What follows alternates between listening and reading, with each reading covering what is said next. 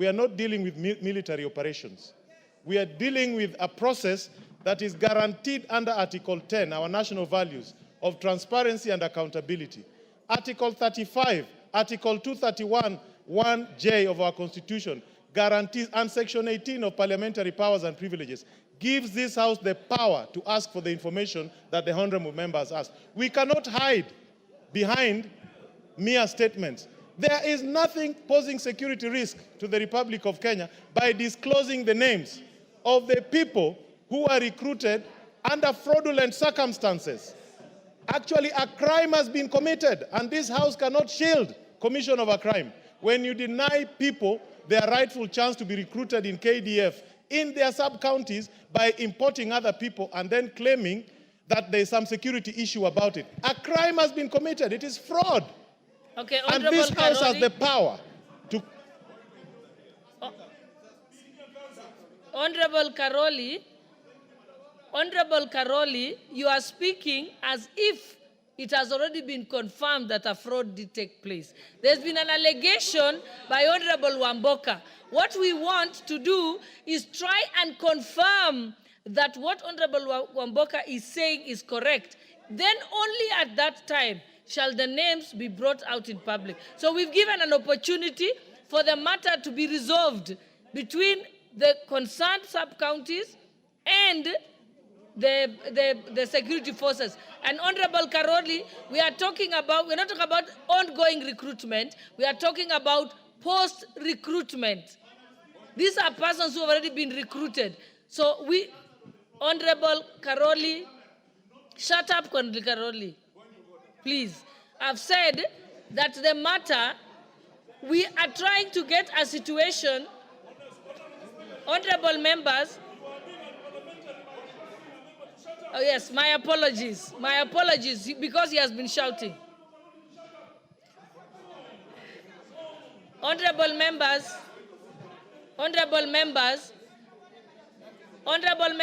we are working towards a resolution which will allow the names to come to the House. We are not directly allowing the names now until some preliminary investigations and gathering of information has happened. And Honorable Karoli, you were speaking even when I hadn't given you the mic. So you were out of order. That's why I could use that language on you. So let us proceed. Honorable Wamboka, your matter is under investigation. We have not closed the matter. It will come back to the House. So even now, if we proceed to discuss it, we are only speculating. Can we get an opportunity when actual facts, absent of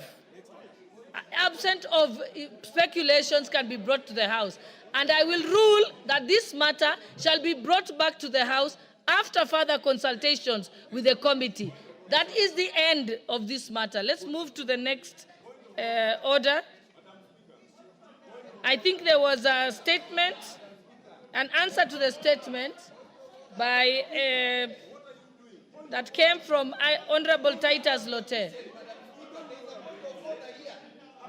What is your point of order? I didn't know you have a point of order. Honorable Omola Otiende, don't be angry. You don't have to get upset. I didn't know it was a point of order. I thought you were part of the heckling. Okay, proceed with your point of order. Thank you, Madam Speaker. Madam Speaker, I respect your ruling and guidance.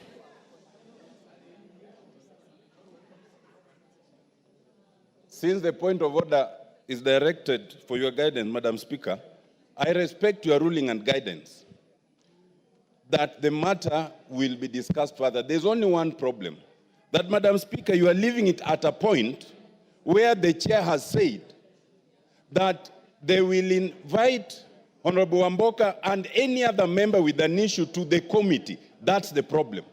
Madam Speaker, when a member poses a question here and many members find it affects them, usually they await the answer instead of everyone bringing the same question. So we were awaiting the answer on this.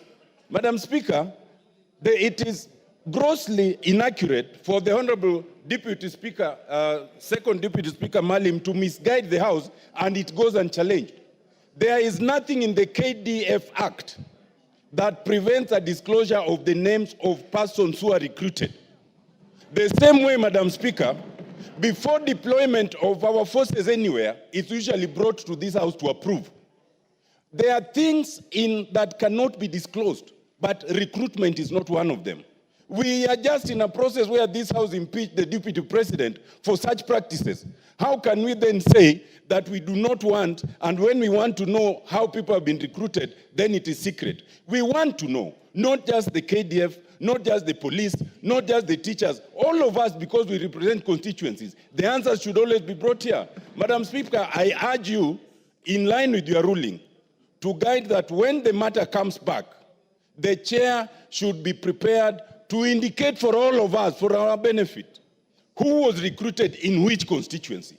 You know, we are not even going to the issue of how many people do we have in the defense forces. We are only talking about the last recruitment. What is secret about that? What is the national security on Ombosoro, knowing that my constituent was not recruited in his constituency by fraud, and vice versa? It is accountability. It is in line with Article 47 of the Constitution. The Access to Information Act actually requires that such information should be availed even before it is sought. So when it is sought, I'm afraid that the chair of the committee ought to bring it to us. I so humbly submit, Madam Speaker. Honorable members, I think let us stay focused that this issue is relating to a matter that was raised by the Honorable Member for Bumula. The Honorable Member for Bumula has raised very serious concerns. We have said, let us find a methodology that is easy and efficient for him to get his answer accurately. That's why we are going in this direction. And we have said, we are not closing the matter. The matter shall be reported back to the House at the appropriate time. So we are not closing it. So right now, yes, that's now a valid question. What are the timelines? So the Honorable Chairperson for the Departmental Committee for Defense should tell us when can you, and I think if other sub-counties have an issue with it, that can be raised at a later date by those particular sub-counties. Let us start with Bumula constituency. If in the event that we find that Bumula constituency had challenges, when the chairperson reports, then we can now go step by step to other sub-counties. But let us confirm that there is in fact a problem.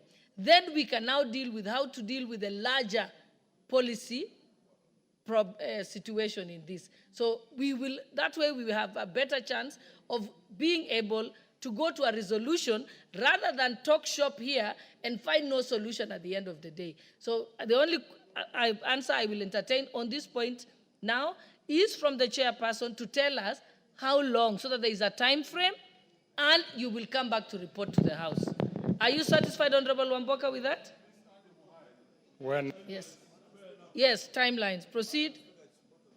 When we resume, Madam Speaker, if you will be adjourning on Thursday, I want to say immediately we resume 2 weeks after, if that is okay with the Honorable. Okay, thank you very much. Okay. Member for Muhaya, you did not bring a statement, but I am told that it's because you're neighboring constituencies, it will probably touch on your constituency also. But we are not opening it up for other people to bring their grievances. They have their own individual opportunity to bring a statement on behalf of their constituents. And no, I will not entertain a point of order on this particular point, unless you have a point of order on something else. And since we haven't gone to the next order, you actually have there is no point of order, because we have closed this matter. Let us proceed. And I think there was a response to the question or statement by the Honorable Titus Lotte, member for Kachiliba. It's supposed to be answered by the Committee on Administration and Internal Security. Honorable Tongoya, you have that? It's the last response. Yes, I do, Honorable Speaker. And I don't know whether the concerned honorable member is in the House also. Yes, Honorable Lotte is present. Yes, you may proceed. Thank you. Honorable Speaker, the member of Kacheliba constituency, Honorable Titus Lotte, had requested for a statement regarding insecurity in his constituency, and the member was concerned by a banditry attack at Kases village in Kasai Ward, which had led to a death of 2 women. And in particular, the member wanted a detailed account of the attack and the current status of the investigation into the matter, particularly the killing of Ms. Chemket Logolenyang and Ms. Cheposangil Rengeyei. Additionally, the member also wanted to know the additional resources or support being provided to strengthen the capacity of security personnel in the Kasese village and Kacheliba constituency. And also wanted to know a report on the immediate and long-term measures being taken by the government. Honorable Speaker, I state as follows